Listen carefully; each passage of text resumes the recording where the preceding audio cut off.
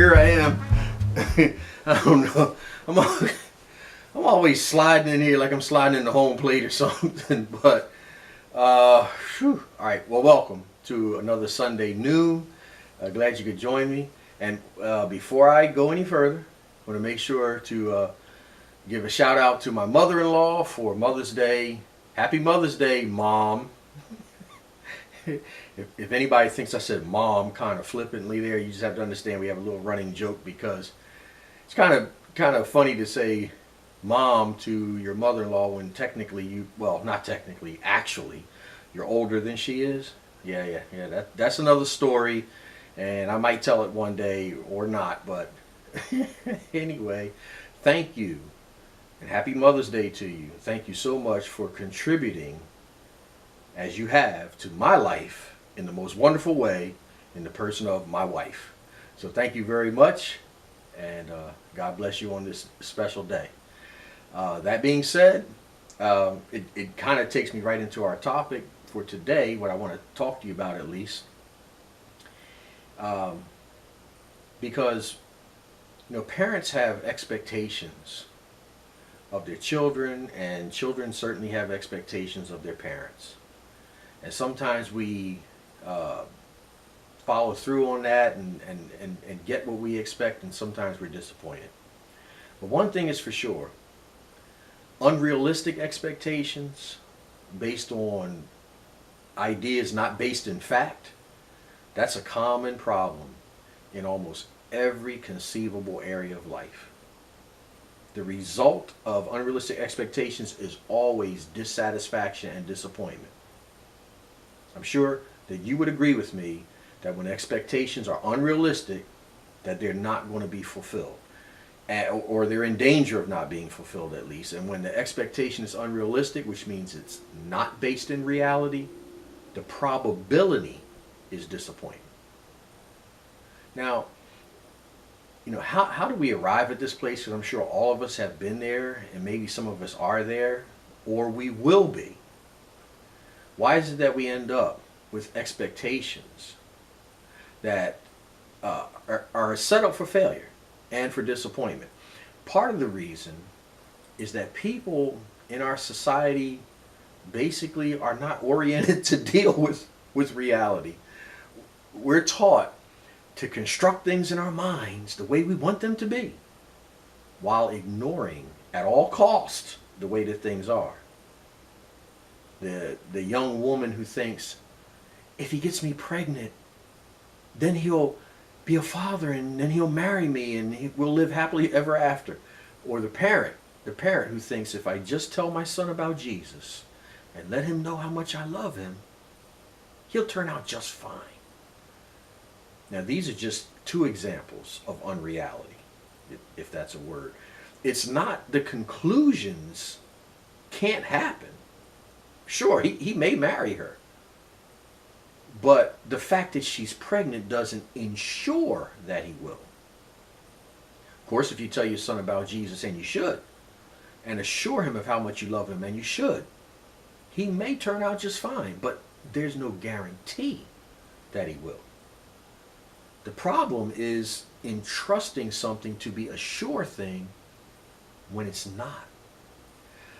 This is to ignore the reality that you may not get what you desire by the means that you employ. If you throw a tennis ball at a brick wall, it'll bounce back with equal force. That's a sure thing. You can expect that. And you won't be disappointed. It will happen. But there's no guarantee that when the tennis ball comes back to you, that you'll be able to catch it. And you'll be disappointed if you expect to catch it every time, just because it's coming in your direction. It's not a sure thing, and you shouldn't treat it as though it is. Listen, this is the illness of addictive gamblers. They're betting on an unknown, laying down some heavy money to do it. Disappointment is the constant companion of the person who puts down hard-earned money on an uncertainty with the expectation that it will certainly pay off. That's the dilemma for many people. And sad to say, for some of us, or maybe quite a few of us who are following Christ. Listen, whether you're a Christian or not. You're always facing the unknown, like everyone else. None of us knows what tomorrow will bring. We can't even account for the next hour, let alone the next 24. Anybody remember, if you've read it, we're told in the book of James that it's actually inappropriate for anyone who knows the truth to say that they'll do this or do that in the future. He tells us that our words should be, if the Lord wills, we will live and do this or that. That's in James, the 4th chapter and the 15th verse, by the way. This shows us something that should be central to our thinking about our lives, especially in the area of our expectations.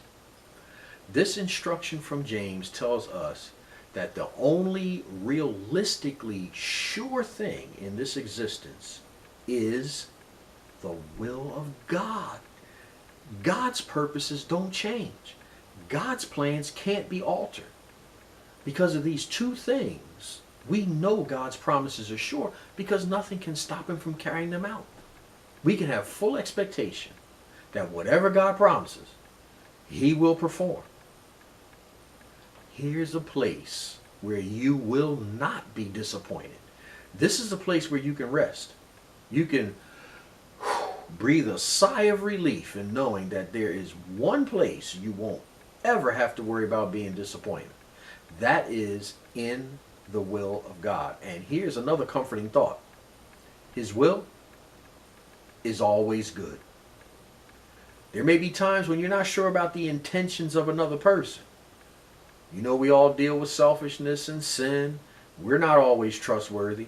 Even the best of us will fail to keep our word to a loved one under certain circumstances. And if not because of selfishness and sin, we just might not be able to carry it out because of circumstances beyond our control. But there's no such problem with God. He's able to overcome all obstacles to his plans, and he will always act in goodwill towards us. Let all of your definite expectations be in him. Don't put hope in things that are not guaranteed. Let your hope be in him alone. This is the cure for disappointment. This is the cure for depression. This is the cure for despair, hopelessness, fear. Those of us who know these things need to be vigilant to remember them daily. And we need to encourage each other to put our trust in the only one who is absolute in all things. Does this mean we won't have any tragedy? Does this mean we won't have any pain? Does this mean we won't have any suffering? No, it doesn't mean that. It doesn't mean that at all. We know for a fact that we will suffer in this life. We may suffer tragedies. We may have all kinds of problems, short term and maybe for the long term. When the church started, people ended up going into the Colosseum to be eaten by wild animals, whole families, because of their testimony for Christ. No, there's no guarantee to a life without suffering, a life without tragedy, a life without pain. We have a guarantee, though, that Christ has purchased for us eternal life. And anything that's good that comes to us in this life that we can enjoy comes from God. But ultimately, his plan for us and his purpose is good. And all things will come together, according to Romans 8:28, to work out his purpose, which is good for us. So let us breathe a sigh of relief. And let us trust in the one who is big enough to cover everything and bring it out to our good. All right? Our expectations then will always be fulfilled. And we won't be disappointed. Hope this has been helpful to you. And God willing, I'll see you next Sunday. God bless.